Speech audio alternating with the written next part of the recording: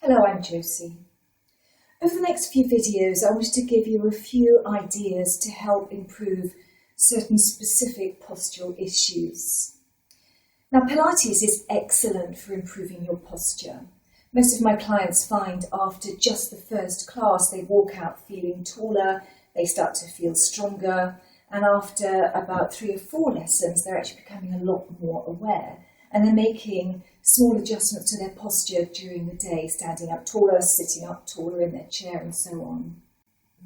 So there are 4 main faulty postures that we're going to be talking about. We're going to be talking about lordosis, we're going to be talking about flat back posture, sway back, which is a very common postural type. We're going to be talking about kyphosis, which is that round shouldered posture, which actually a lot of us are fairly familiar with because of our increasingly sedentary lifestyles. The one thing, so kyphosis is the upper body. The lower body, we're talking about lordosis, which is an exaggerated anterior tilt of the pelvis. So if you look from the side, hip bones, pubic bone should be in line. A lordotic hyperlordosis is when you have this increased lumbar curve. So it's an anterior tilt of the posture. Sway back and flat back postures tend to be the other way, so a posterior tilt. And you can have a kyphosis present with lordosis or sway back, or as I said, a lot of us have that round-shouldered posture anyway, so we'll be dealing with that, as I say, in a later video. Today we're going to be looking at a little routine for the core muscles, to strengthen the core muscles, that you can do between your regular practice or whatever other sports and activities you're doing. You can do it once a day, twice a day, even 3 times a day if you want to make real progress. Nothing new here, so if you're a teacher and you're watching this, you'll be familiar with all of the exercises. But they're really useful exercises to help clients. Most of the clients that you come across will have weak core muscles, so everyone can benefit from this. And it's something that you can give them, they can remember quite easily to do at home. If you throw too many things at clients, they won't do anything because they can't remember what it was. For everybody else, in between, as I say, your practice, you can lie on the floor and do these. So the problem with an anterior or a posterior tilt of the pelvis is that you're going to get muscle imbalances. So some muscles are going to be working harder than others, and you're going to get tight muscles that aren't necessarily strong, and you're going to get long, weak muscles. We want to train the body to maintain a nice neutral position, and we do that A, by being aware of what neutral position is, and B, strengthening up those core muscles. And so this is the one thing that all those faulty postures have in common, is a deviation from ideal neutral position for the pelvis. And we're going to start this particular lesson with a little bit of neuromuscular activation. So when you're ready, I want you to lie down on the floor. And you can have your knees bent. Don't need to worry too much about neutral position to start with. In fact, we're going to be losing it and finding it. So you can have your feet a little bit wider than hip width. Arms alongside your body. And I want you to breathe. I want you to feel your entire body expand as you inhale. And as you exhale, inhale, exhale, however you please. So if you prefer to inhale and exhale through the nose, that's fine. Generally, I would instruct inhale through the nose, exhale through the mouth, especially when you're doing something that is a little bit more challenging, because it's going to activate those core muscles a little more readily. But for now, I'm not that bothered about the core muscles, we are just breathing. So bring a few of the principles of Pilates.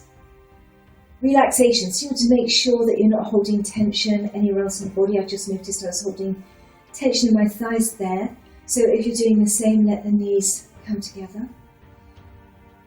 If you are particularly round-shouldered, you might want to fold a towel, but you're going to be a little bit like this. You might want to fold a towel and just pop it under your head to lift the head a little, and that's going to help take the pressure away from the neck. So I do want you just to be relaxed.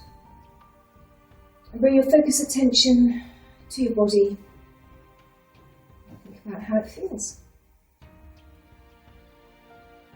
I just want to get in touch with the pelvic floor here and these abdominal muscles. So as you exhale, I want you to see if you can just feel the pelvic floor, maybe contract it a little. And when you do that, you'll probably feel these muscles right here respond. And if you don't, as you exhale, I want you to just think about drawing these lower abdominal muscles back. A visual that works for some people is bringing those hip bones together.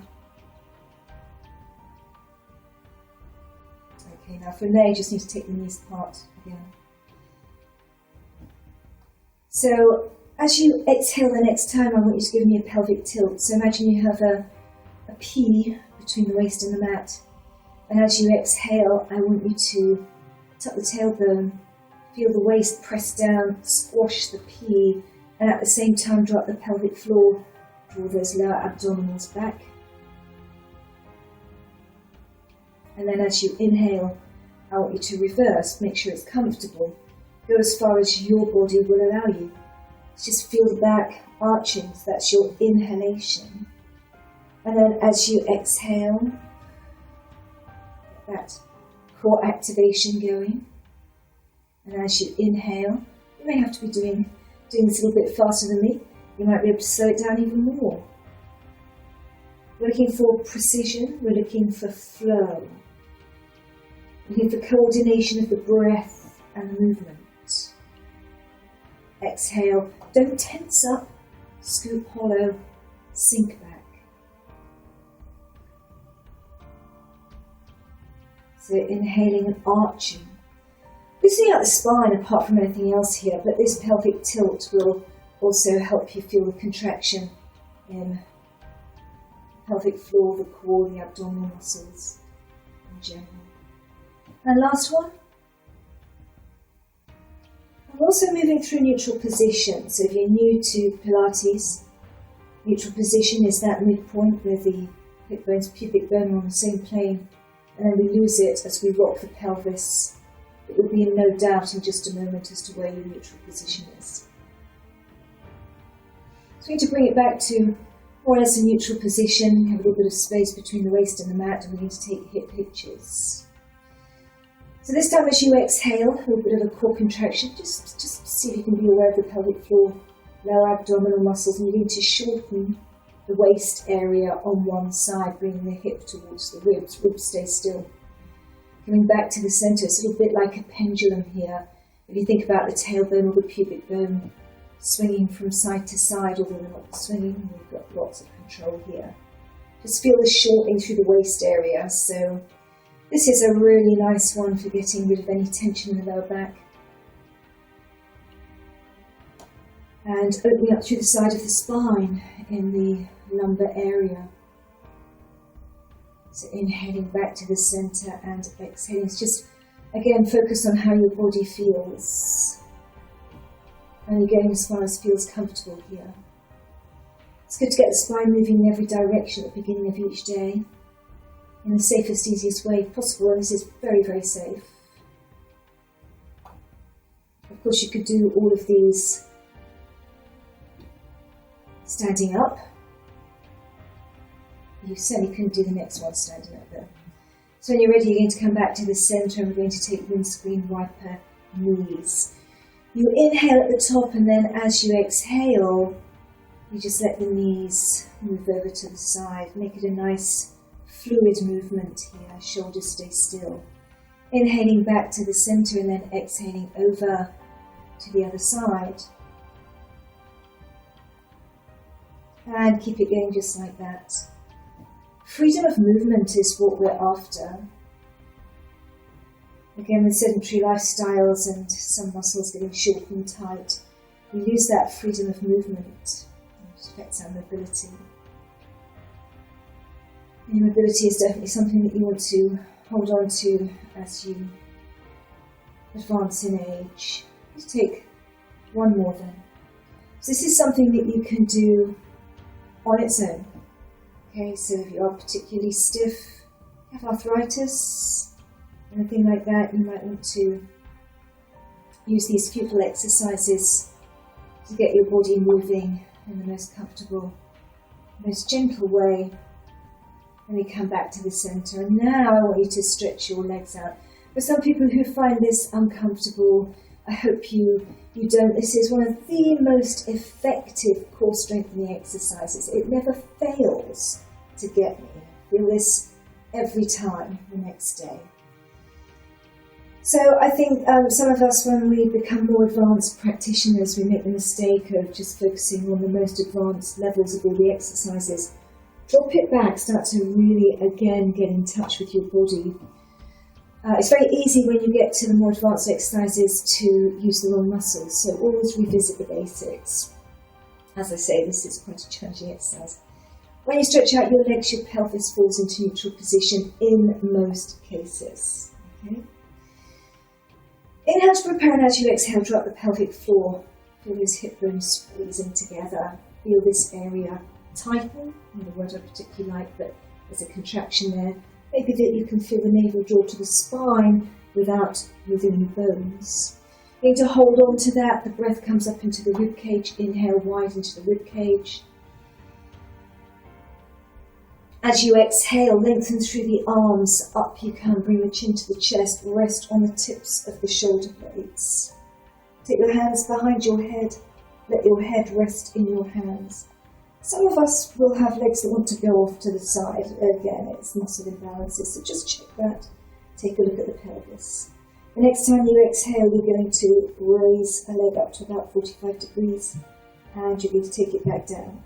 Some of you, if you're new to Pilates, you'll find that you can't even lift the leg. That's fine. Just think about taking the weight off the leg. Think about where you're feeling it, which part of the body is responding here. So the core muscles then, the core muscles with the upper body up, you're going to feel transversus comes from the pubic bone right the way up to the breastbone actually. Most of you will be aware of these lower abdominal muscles working a little bit more with the anterior posterior tilt of the pelvis.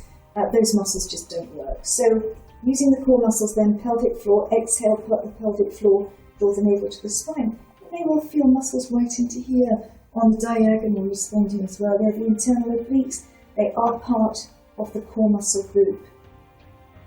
Exhaling, you should bring that leg up.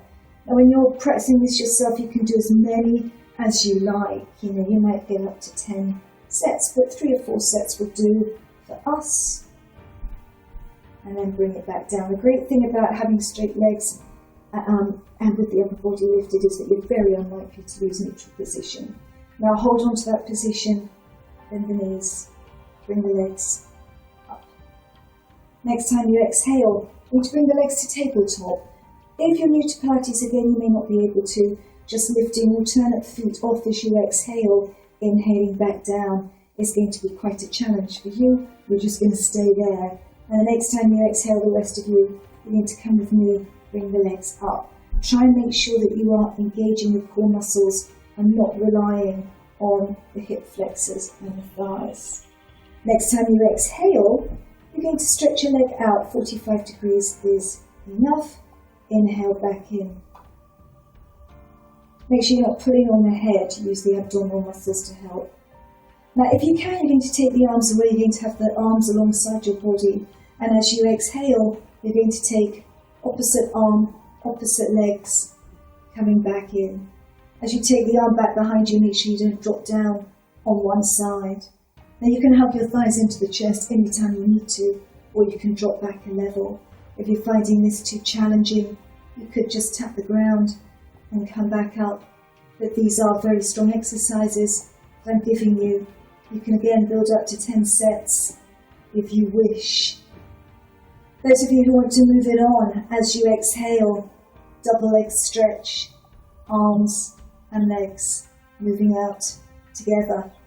No movement through the torso. The torso stays lifted, or the shoulders stay lifted, and the rest of your body stays in that nice neutral position. I've got a visual here.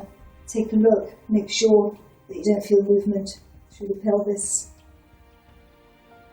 And from there, hug the thighs to your chest. When you're practicing by yourself, take as many repetitions as you like. Just let the head roll from side to side here.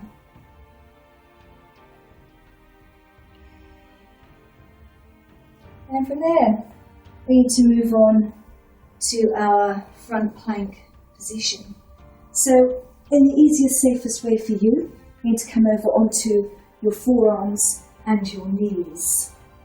Not very easy to find neutral position unless you are very aware of it. So you want to make sure you don't get this kind of thing happening with the upper body. You want to make sure you don't let your hips sag down to here.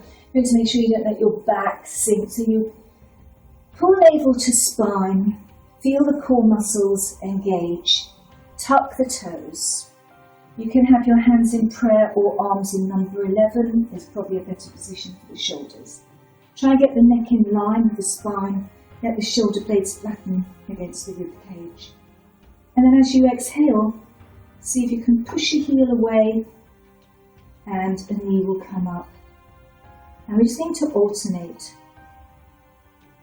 So for some of you, this is going to be enough. You're looking out for rocking and rolling in the hips, which you don't want, sagging through that lower back. If your core muscles are doing their job, they're going to be keeping your spine and pelvis in line. So hip bone shoulder lined up as best you can. So the buttocks will be higher, of course.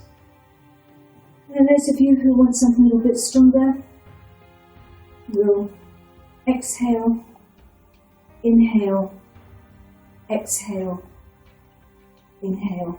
And this again is a very strong exercise when you bring your mind to your body. Watch your neck, watch your shoulders. And then you can stay up and you can run the knees. So when you're working one side, it's all about maintaining stability through the pelvis, making sure that you're not rocking and rolling from side to side. Again, you can take 10 complete breaths. Inhale, exhale, inhale, exhale. And I just want you to come down to the knees. Drop the hips forward. You may have to take your elbows wider if you're a little bit stiff into your back. You may have to have your elbows out here, maybe too uncomfortable to come up higher. Otherwise, Sphinx pose is good. Some of you may, of course, be able to come up much higher. And then from there, release, coming up and sitting back into child's pose. You can rest your forehead on your hands if you don't have that mobility into the hips to allow you to sit back, or for that matter, knee problems or ankle problems. Or come all the way down. You can take the knees wider. And you can stay there as long as you like. Make sure that you completely relax and release.